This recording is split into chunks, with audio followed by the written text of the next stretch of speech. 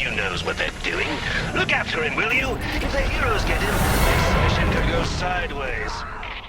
Although Warner Bros. Montreal's first attempt at a full Batman game was a fairly straight-up prequel to Rocksteady's first two attempts in the series, there was an element on the side of this that has added something truly distinct: multiplayer. Now, I touched on it briefly in the review, but I felt like it needed a more in-depth video and explanation to show you what it's really all about.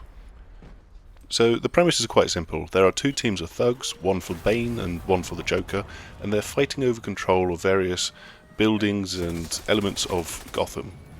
Wayne Enterprises' chemical factory, for example, has been turned to venom production, and they both want to control this and, turn it to their dastardly deeds. Between these two sides, it plays out like a fairly straightforward third-person shooter, with domination-style control points, a cover system, grenades, and a smattering of gadgets to unlock.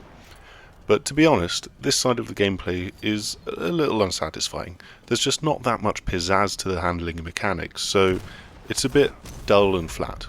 But the real excitement comes in the form of Batman and Robin. Between them, the two teams of three thugs are after control points, but these two Cape Crusaders are picked at random from those who weren't previously heroes in the last round, and they're out to intimidate the enemy via takedowns. It's like a form of Predator mode from the single player, and you're using gargoyles and the rafters, or grates and vents to get around, sneak up on enemies and just knock them out of the match. However, on the multiplayer side, it's made quite a bit trickier by the HI, or human intelligence as I like to call it, which is exhibited by the real people controlling these thugs. You really have to think one or two steps ahead of them, which I was quite rubbish at when recording, and lay traps for the upcoming victims, picking your moment to strike, and then take them out quickly and effectively before you escape. Get it wrong, and you'll just be gunned down by a nearby thug, and then you'll have to respawn and you lose your progress. The thugs also have a little help in the form of a kind of limited detective vision. It lets them scan around not just for Batman and Robin, but also the enemy goons.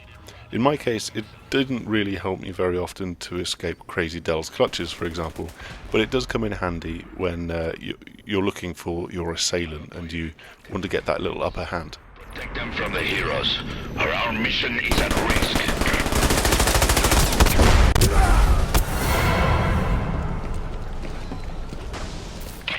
After a while in a round, a single door in the level will become available for the two teams of thugs to try and bring their villain into play. These are both pretty powerful guys. The Joker has got a one-hit kill magnum, and Bane's charging smashes and rocket launchers. To be honest, they're quite overpowered. Bane is definitely too good. Both need to be taken down twice by the hero's team before they'll actually die. And they can definitely both turn a match around.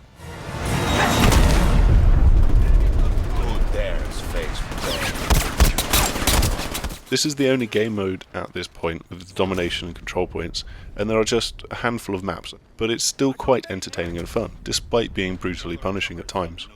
The main problem with it lies in the fact that in a public match you need 8 players to start a round, for 3 thugs on each side and 2 heroes, when privately 2 and 1 works just as well.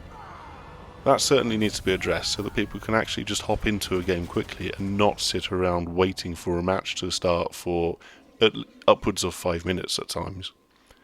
It's also still got some of the instability and connection issues on PlayStation 3, which might still take a while to fix, as it's a separate studio that developed this to Warner Bros. Montreal.